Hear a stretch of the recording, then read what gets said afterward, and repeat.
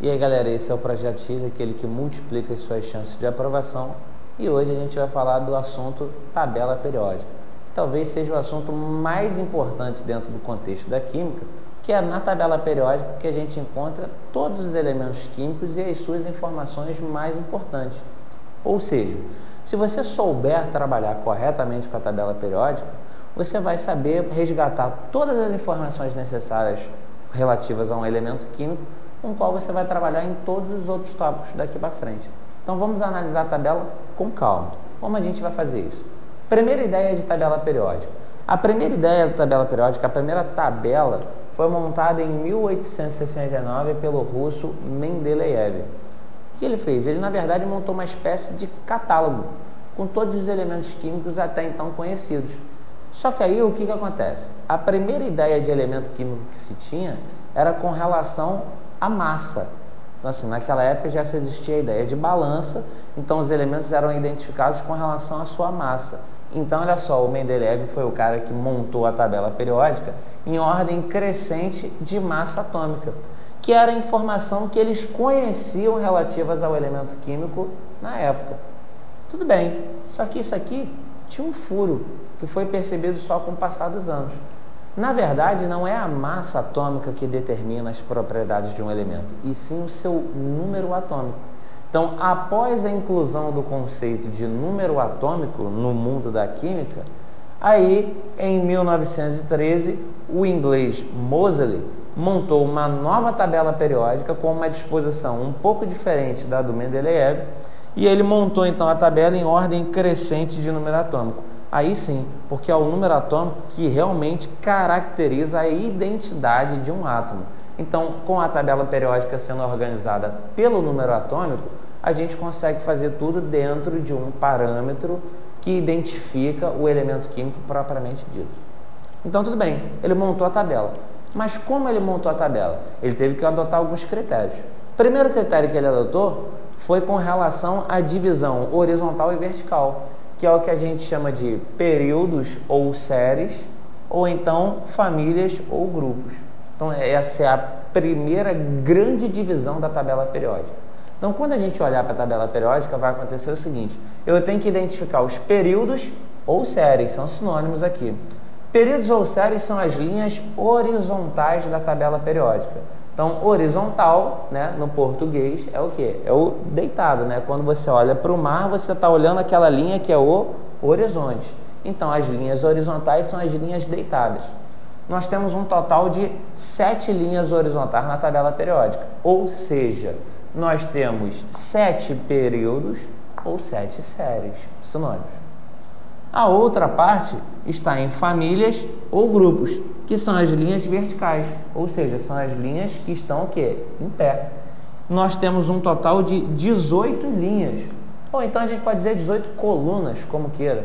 Então, assim, a ideia é que a tabela periódica está dividida em períodos e famílias, digamos assim.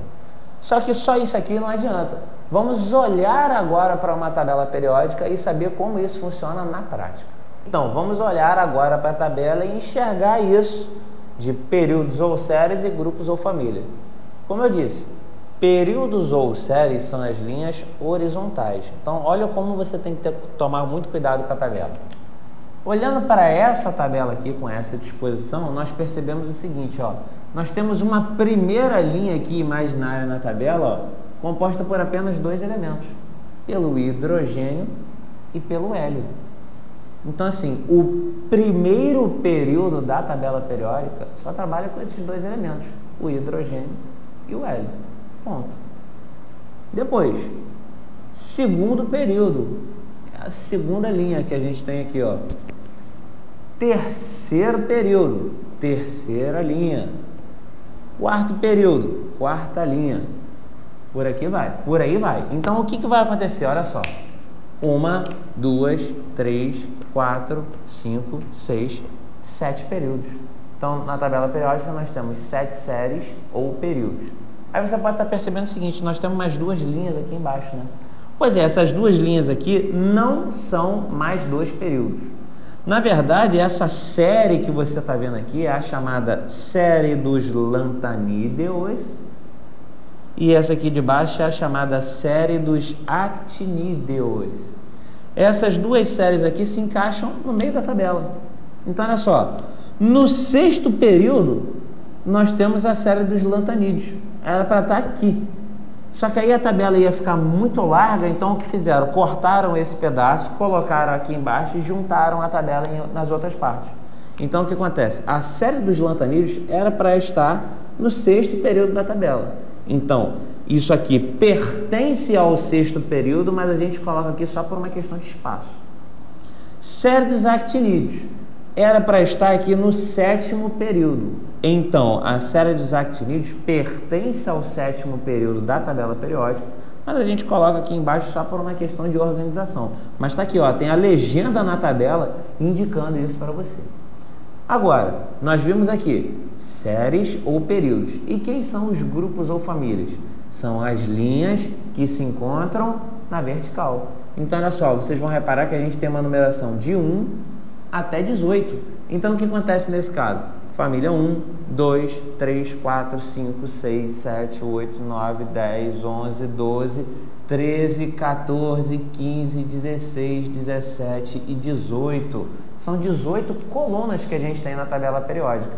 Então, o que vai acontecer nesse caso aqui? Você tem que observar que cada coluna corresponde a uma família. Como elas são indicadas? Nós vamos numerar isso aqui de 1 a 18 na sequência. Antigamente, nós trabalhávamos com família 1A, 2A, 3A, 4B, 8B, 5B. Não existe mais isso. Então, o que acontece? Isso é uma nomenclatura antiga. Hoje em dia, a tabela periódica é numerada de 1 a 18 quando se trata de famílias. Então, nós falamos família 1, família 2, família 3, blá, blá, blá, família 17 e 18. E é assim que funciona. Só que essas famílias têm nomes característicos. Então, olha o que você tem que saber. Os elementos da família 1, que antigamente era chamada de família 1A, são os metais alcalinos. Então, família 1, metais alcalinos. A família 2 da tabela periódica, antiga família 2A, é chamada de metais alcalino-terrosos. Então, aqui, ó, eu tenho na família 2 os metais alcalino-terrosos. Depois, essas outras famílias que estão aqui não têm um nome característico.